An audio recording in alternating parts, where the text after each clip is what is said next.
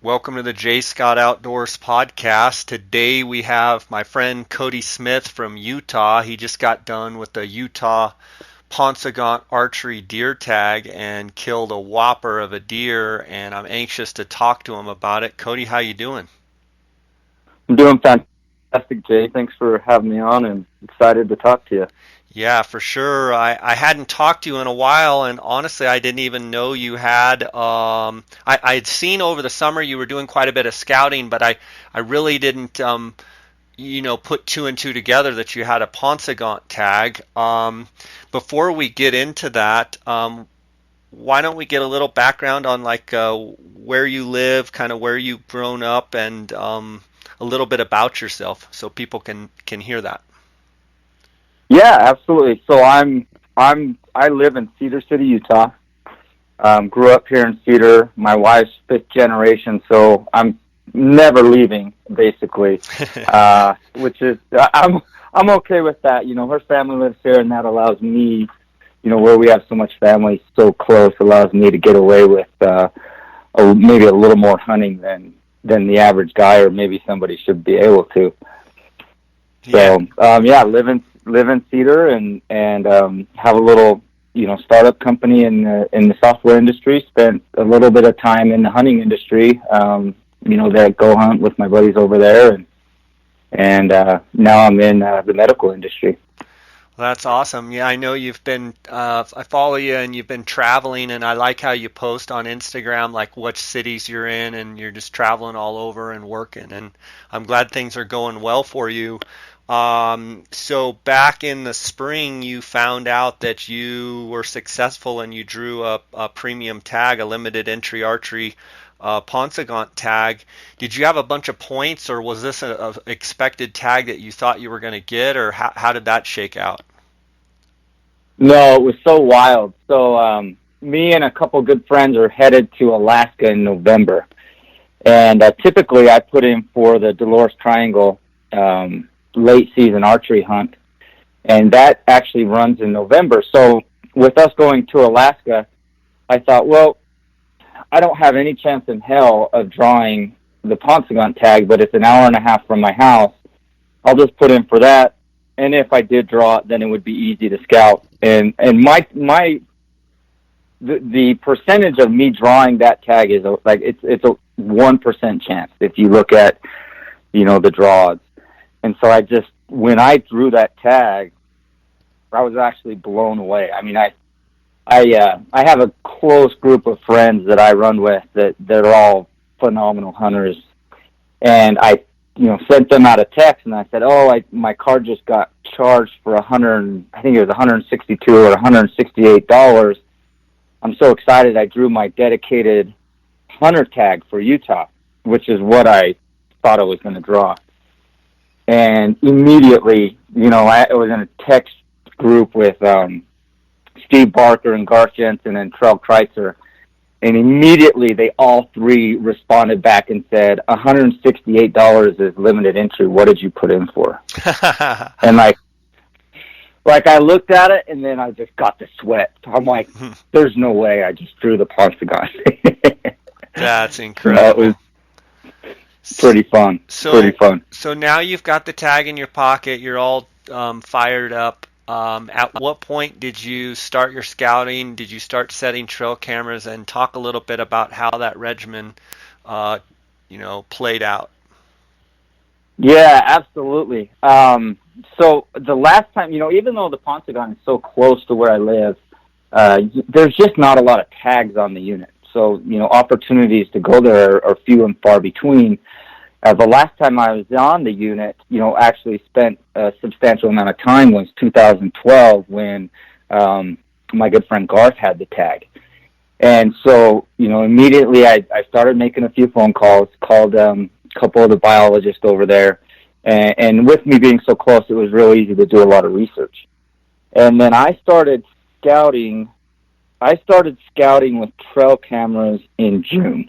So about the first week of June is when I made the first trip over there. And when I went in June, it really wasn't necessarily looking for deer. It was just getting reacquainted with the unit and the changes that have happened on the unit in the last 3 to 4 years. Which are what? What changes?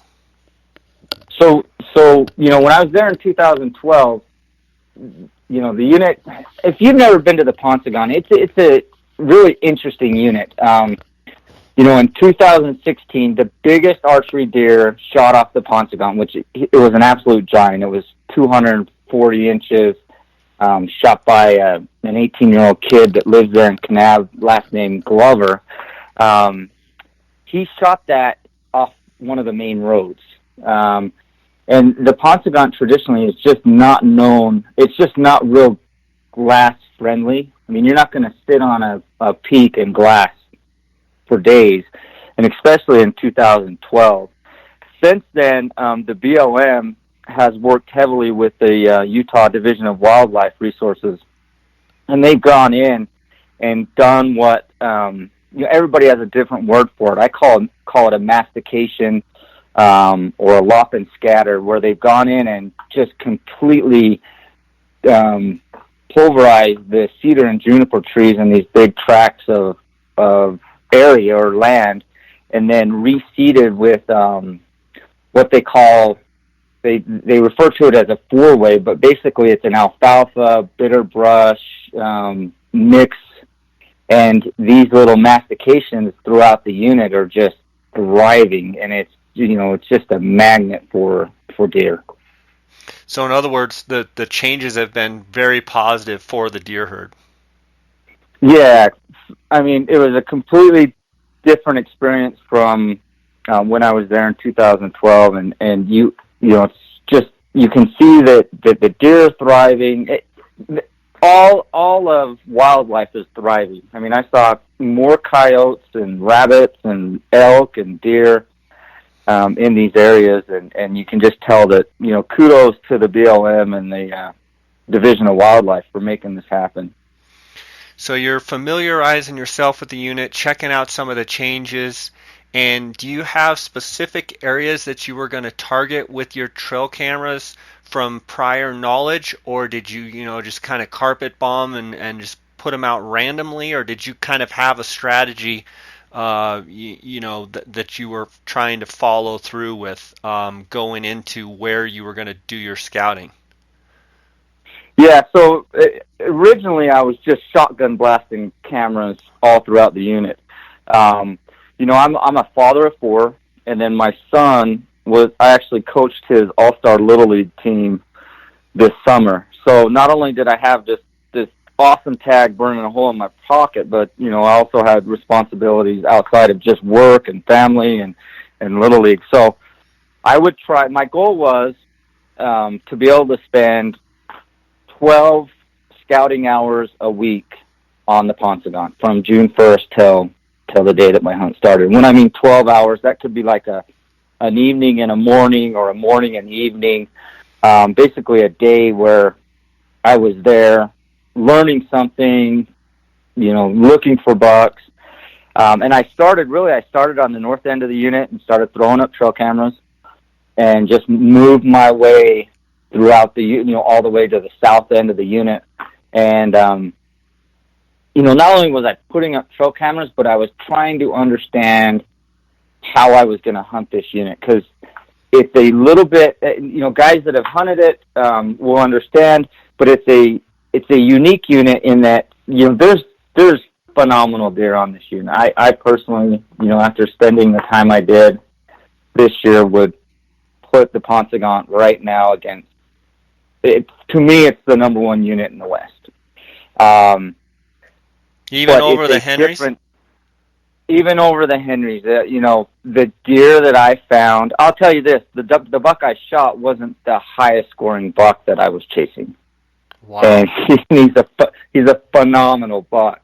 So yeah, right now with what they've done and the accessibility, the ability where you can access the unit and the quality of bucks that are on the unit and the habitat improvement that has taken place. I mean, I think it's a phenomenal area. So I, really started scouting with trail cameras, but then started to figure out, okay, these are my strengths as a hunter.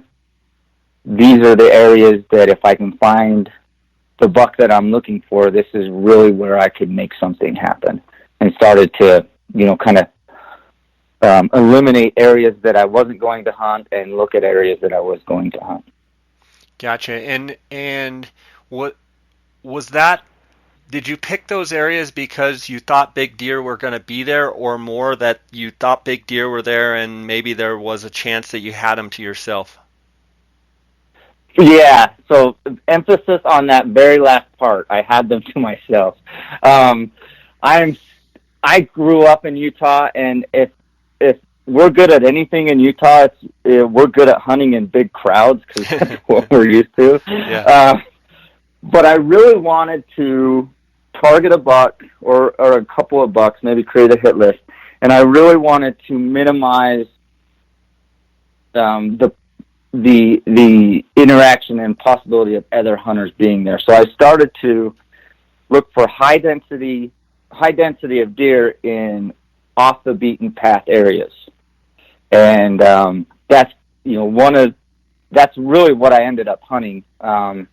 Is areas with some good quality bucks that were off the beaten path, maybe a little bit less known due to the proximity to public land and private land, and that's really what I was looking for. Good stuff. So as the data started coming in from the cameras and you started getting pictures of bucks, was it real evident early on that the quality was going to be really good, or was it just good bucks and then all of a sudden the last couple weeks before they hardened up, or I guess they're still in velvet, before the season started, did they just blow up and you realized that oh, this is going to be an unbelievable year? Yeah, so it's kind of interesting. There was a couple turning points within the scouting season. Right around the end of June, I started to get some decent trail camera pictures, but I didn't do real well, or as well as I had hoped with my trail cameras. I really found a lot of my deer just out, grinding, glassing, traveling country. But I remember I took video of a buck that I was just so excited about. I was just pumped. And he was heavy. He was a big 4-point. I knew he was going to go over 200 inches. And that was at, the end of June. I could tell he was going to be phenomenal. And I was actually, Ryan Hatch over at Mule Crazy, I was talking to him, and I was so particular on who I would show photos to, just because I knew this was a once in a lifetime tag, and I just didn't want, there's so much on the Paunsaugunt. There's so much money involved with outfitters and tags that are sold. They sell a number of tags on that unit every year, and I think the average sell price this last year for 2017 was like $30,000. So I was real quiet on who I would show and what I would show. Anyways, I showed Ryan Hatch this picture of this 4-point, and he goes, "Yeah, that's good, but you need to keep looking." And in my head, I go, "Man, you just kicked my trike in the ditch." Yeah. I thought I had something special. Ryan has he understands the deer in that area maybe better than anyone. And at the same time he kicked my trike in the ditch, it made me think, okay, what am I missing? What am I missing between, 200 inches to me is a phenomenal deer, but there's the next class up, which is, that 215, 220, 230 buck, that there's a couple of them on the unit, and how am I going to find one of those? And that's when I really started, that was probably about the 1st of July, and I really started to focus on a couple of particular areas, and I think it was July 2nd, I went into an area, and just a little tiny piece of public land, and videoed 2 mega bucks in that area. One completely different deer. One was actually the one that I ended up harvesting, which he's 7x7, 8 scoreable points on each side.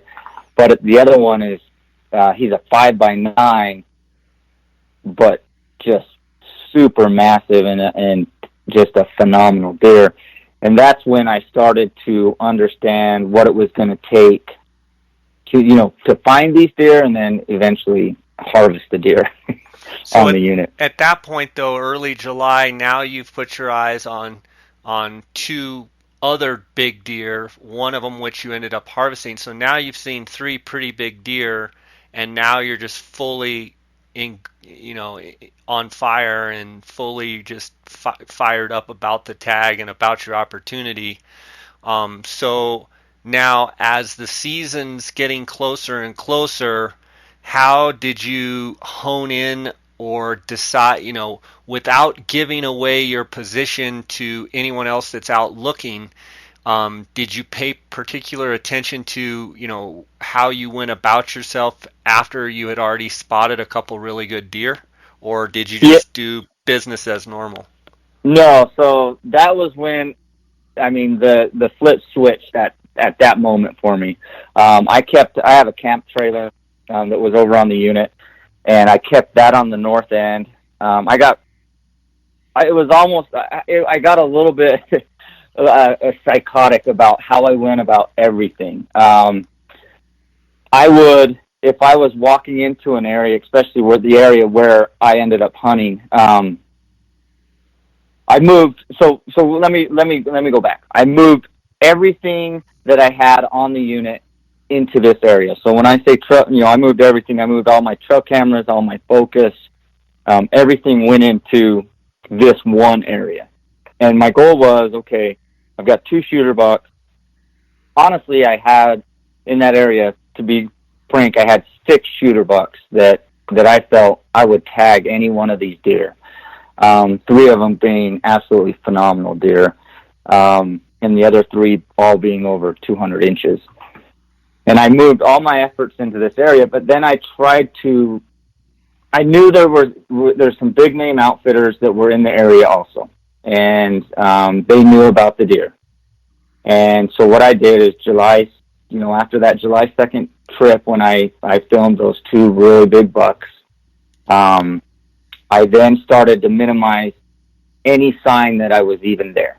So if I was going in to check a camera, I would go 1.5 miles out of my way so that my footprints no one knew I was there, basically. I would go way out of my way to make sure I was glassing from areas that nobody else was glassing from. I was spending time. I just didn't want to have to deal with other hunters, and I knew the caliber of bucks that I had found would bring in really good hunters with really good outfitters, so I was just minimizing everything.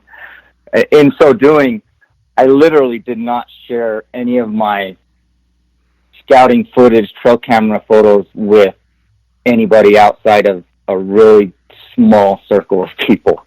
I would have friends. And I think that's good advice for people to listening, is that, you cast that net out there pretty broad, and, you get people following you around, and you just draw attention to yourself. So I think that's good advice, and I'm glad you stuck to that. Yeah, even with social media, and I'm a fan of social media, and I love to share. I have so much footage from the Paunsaugunt this year that I eventually will share on social media. But I didn't post trail camera pictures. It was almost as if I didn't exist over there, and that's how I wanted it. I was so focused on an opportunity like this to kill or to chase or to harvest a giant mule deer, or they're just few and far between, and for me. And so I just wanted to, I wasn't worried about social media. I wasn't worried about texting all my buddies a picture of the deer I found. All I was worried about is, opening day and where I was going to be and how I was going to pattern these deer. And that's what I did all of July. All of July, with the limited amount of time that I had to go over, I spent the entire time moving trail cameras, trying to get a pattern. The area I was hunting it's not, you can't glass a lot of it. So I was relying heavily on trail cameras to pick up routes and patterns of the deer. And did you end up getting quite a bit of, once you kind of refocused your attention there where you'd seen the big deer, a couple of the big deer, were you able to then start getting quite a bit of data? And do you have quite a bit of photos of the different bucks? Yeah, so the deer that I ended up harvesting, I bet I have 15 to 1,800 trail camera photos of him. Wow. From a couple of different cameras that I had set up. The big heavy buck, I never could pattern him.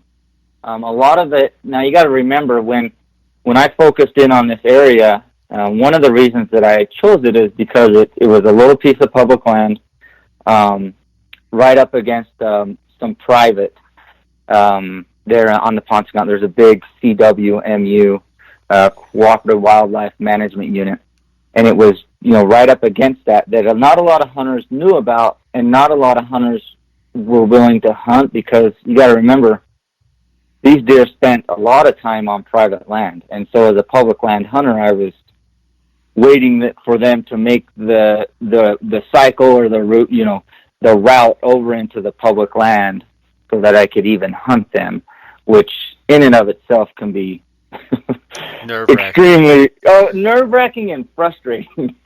Yeah. So. Yeah. Okay. And then I want to get into the actual write-up before the hunt. But before we do that, I want to thank the sponsors of this podcast, GoHunt.com. Kody, like you had mentioned, you used to actually work with those guys, and they're great guys. And they're actually doing a 30-day free trial.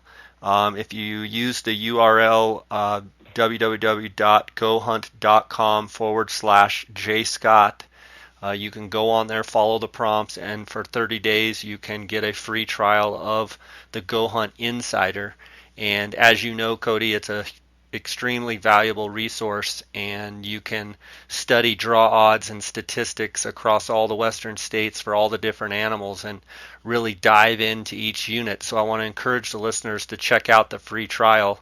And also KUIU Ultralight Hunting, make sure to go to KUIU.com, and the KUIU Mobile Showroom is traveling around the country, and they're going to be in Dallas, Texas, August 24th through the 26th, Houston, Texas, August 31st through September 2nd, Lubbock, Albuquerque, Grand Junction, Salt Lake City, Cedar City, Las Vegas, Phoenix, October 19th through the 22nd, San Diego, Los Angeles, and then finishing up in Reno, Nevada, November 9th. I want to thank KUIU for their sponsorship. Also, Phonescope.com. Cheston Davis and his group right there out of Beaver, Utah. If you use the JScott16 promo code, you're going to get a 10% discount there through Phonescope.com. Also, Outdoorsman's, the Optics Authority, 1-800-291-8065, or by going to outdoorsmans.com, you can use the JScott promo code and get a 10% discount. Also want to remind the listeners that they can send me an email at jscottoutdoors@gmail.com if they have any questions or comments about the podcast or anything they want to run by me, or direct message on Instagram at jscottoutdoors. So Kody, now the season's getting close. You're probably going crazy, but you've got 5 or 6 deer that you'd be willing to put your tag on.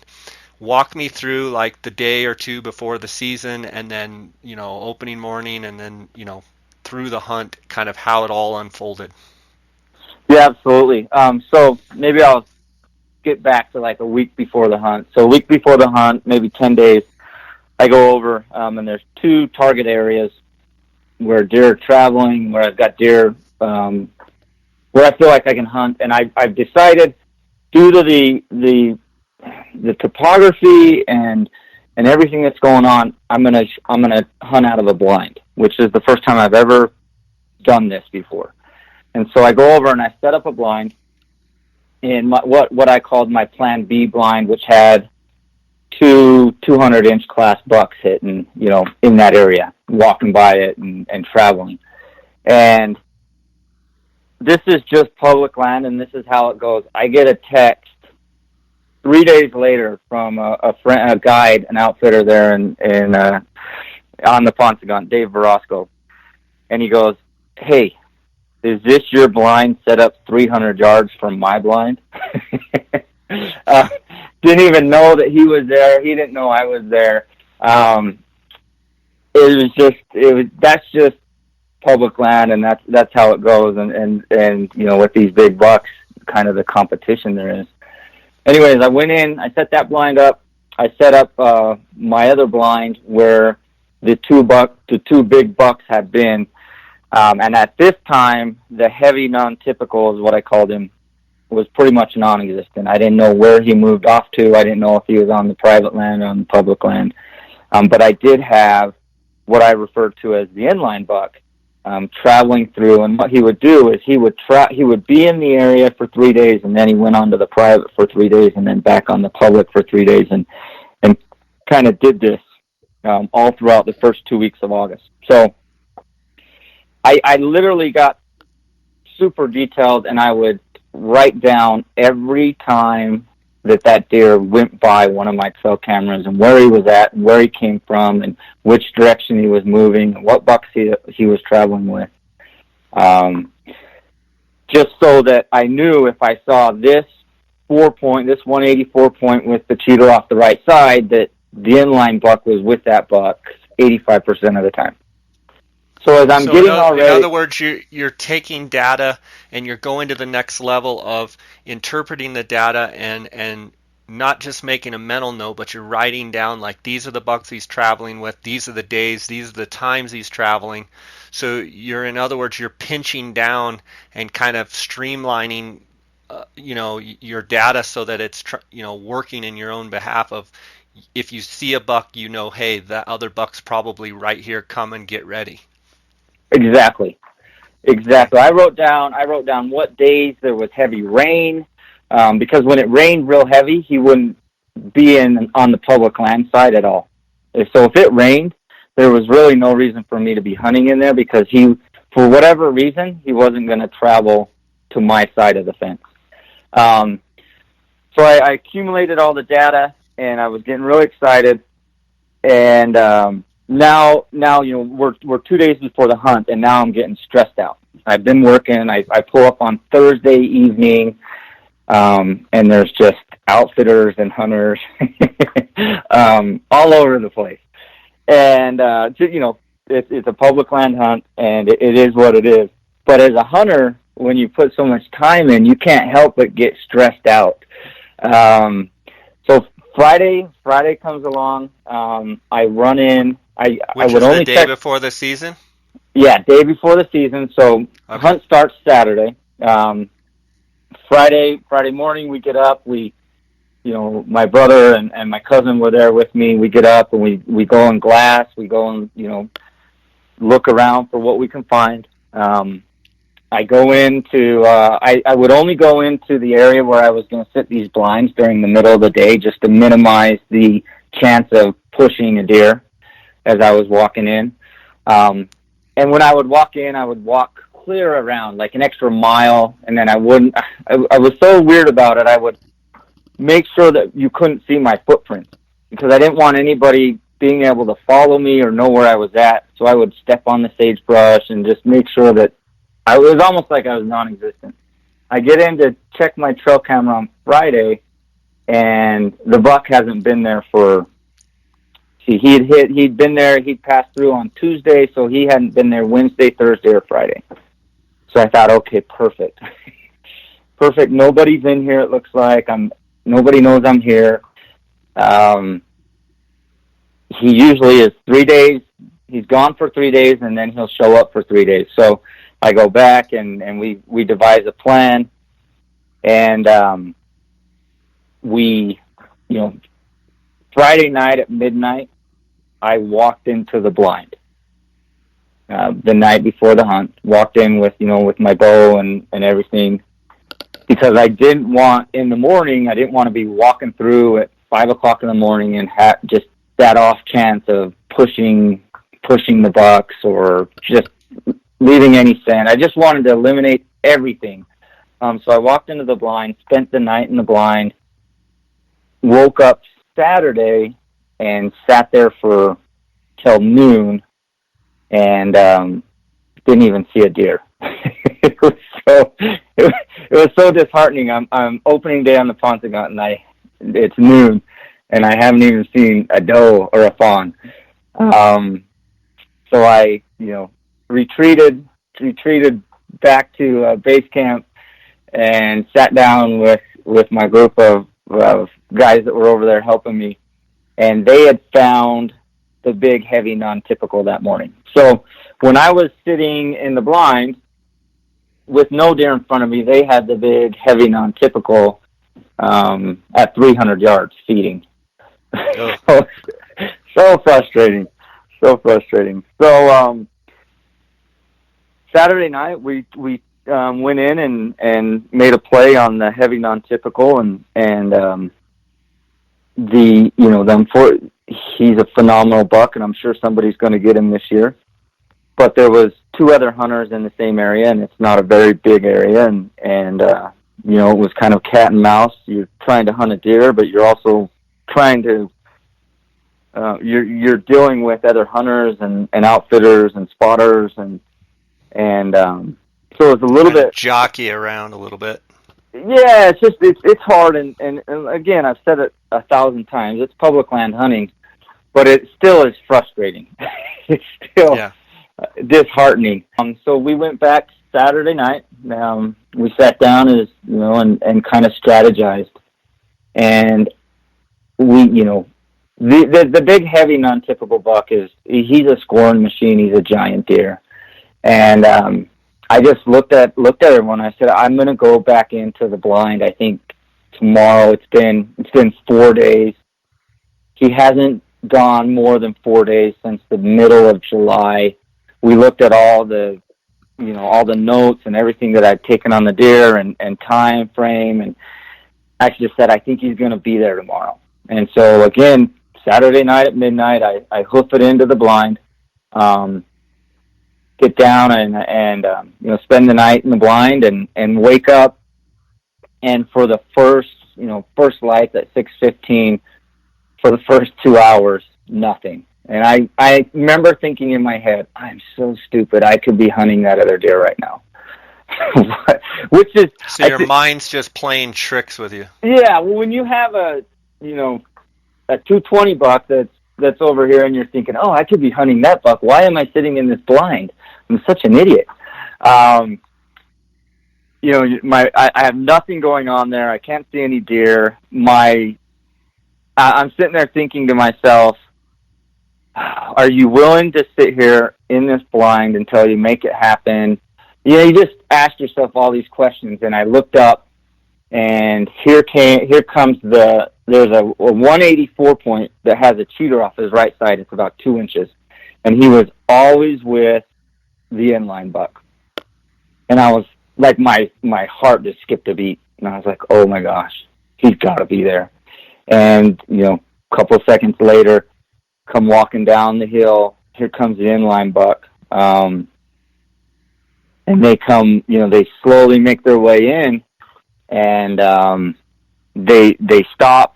He stops at about 30 yards. And I pulled back, put the 30-yard pin on him. He was quartered away a little bit, and just drilled him. The arrow went in behind like the second to last rib and came out right behind the front shoulder. And instantly, I knew, like, oh my gosh, I just did it. And I was like just in shock. I couldn't believe all this hard work and keeping these notes and learning this deer and his routine and the other deer that he runs with. It just all came together. And he took off and expired, maybe 200 yards later and didn't make it very far. What was fun is when he was walking in, he was right behind the 180 buck. And I knew, in my heart of hearts, I knew this was a giant deer.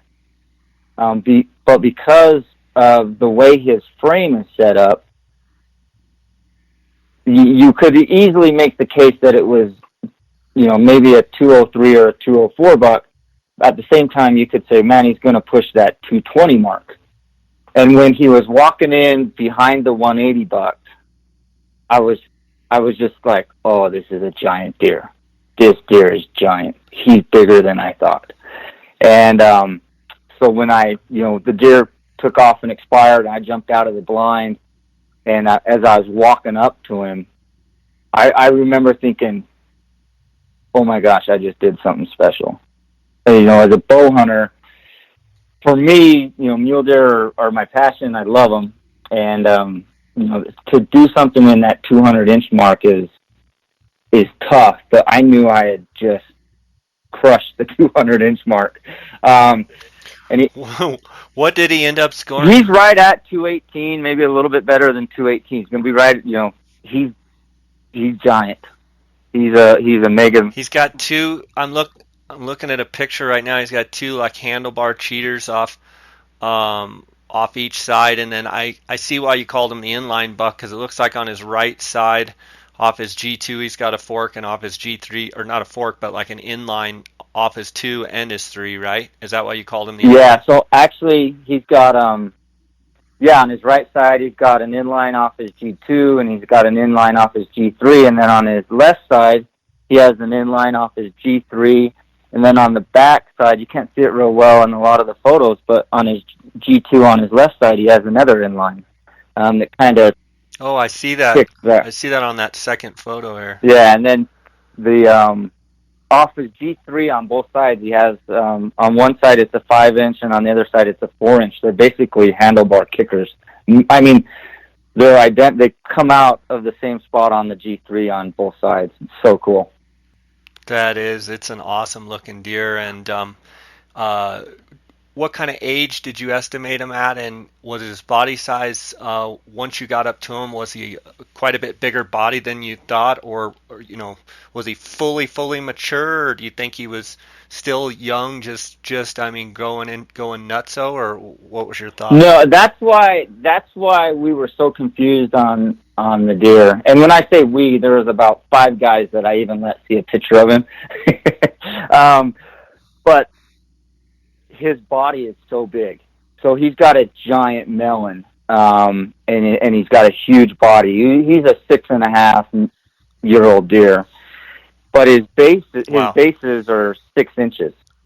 But you don't see that because his head is so big. Wow. Yeah, he's a beautiful buck. I encourage the listeners to check it out. Split Tine on Split Tine on Instagram is Kody's handle, and there's several pictures of this buck, and looks like he made a great shot on him as well. And he's got a lot of mass, doesn't he? That's what, when I walked up to him, that's what I couldn't believe. I knew he was long, but I couldn't believe the mass that he carried. He's actually a deer. I would never strip the velvet, because I'm a true believer of it's all about the experience. It's not about necessarily the score. I say that as we've been talking score the entire time. But I would never strip the... Yeah, but it's more score from a reference. I know what you're saying. It's more score from a historical reference compared to other bucks, not in essence like, oh, it's this buck and pound your chest. It's like, this is what he is, and it references him in relation to other bucks that have been harvested and trying to be accurate, right? Exactly. I mean, that's exactly what I'm talking about. What you can't see in the photos is, and what I didn't know when I walked up on him, is his G2s. Number one, they're both 20 inches long, which I've only been around one buck that had G2s that long. But they're super bladed, and you can't see that in the photos.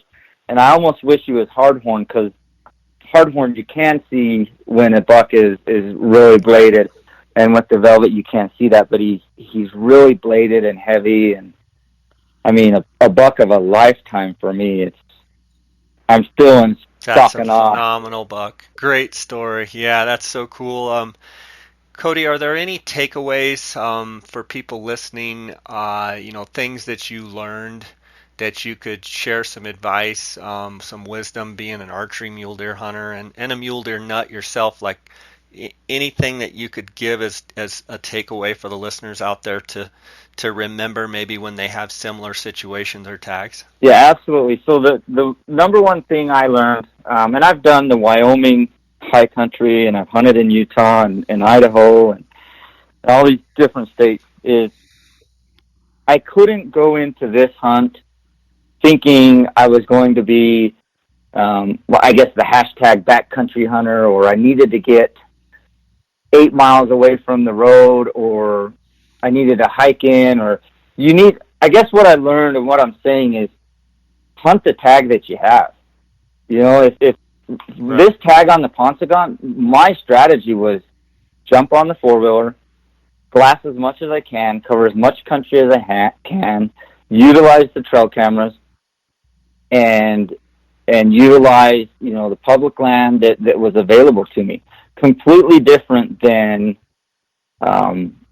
something you would do in another unit, or something that's if you're in the high country in Wyoming or somewhere Wasatch Front in Utah, something like that. So definitely hunt the tag that you have. For sure, I think that's great advice. Obviously we talked a lot about it, but I got really intimate with patterning these deer. And not only did I pattern the deer, but I patterned, and this was the first time that I've ever done this, I patterned other hunters, or I knew who else was hunting in the area and tried to, I wouldn't say avoid them, but just tried to know where the other hunters were and what they may possibly do as far as bumping deer on the public land, and what my deer, the deer that I was targeting, what they might do once they are bumped by other hunters. So that was, definitely something that, as far as keeping track of the routine of the deer, but also keeping track of other hunters. So that was an interesting one.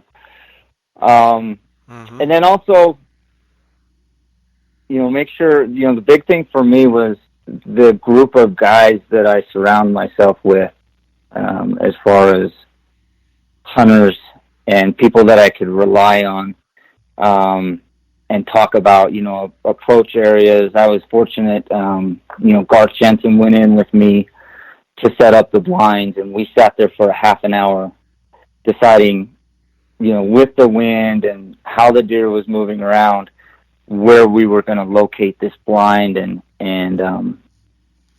really surrounding yourself with guys that want to see you be successful and help you achieve your goals as far as hunting.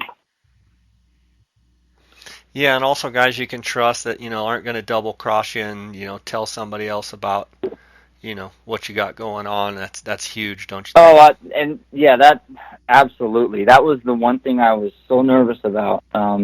These type of tags with the amount of money that are thrown around with some of the guys that are able to buy the tags and the outfitters, you show them a picture of a 218 buck, and they'll possibly offer you $5,000 for the whereabouts, for the location. And so definitely guys that I could send a photo to, and I knew they weren't going to send the photo to anybody else. I knew they weren't going to talk to anybody. I knew that it was just between us, and I could bounce ideas off them, and I had, confidence in them helping me out and not really hurting me.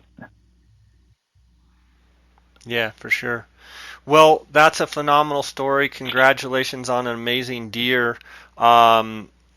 What do you have moving forward this fall? Do you have any other hunts? Have you drawn anything? What's going on? Yeah, I didn't have anything planned because I had really set aside 28 days to hunt deer on the Paunsaugunt.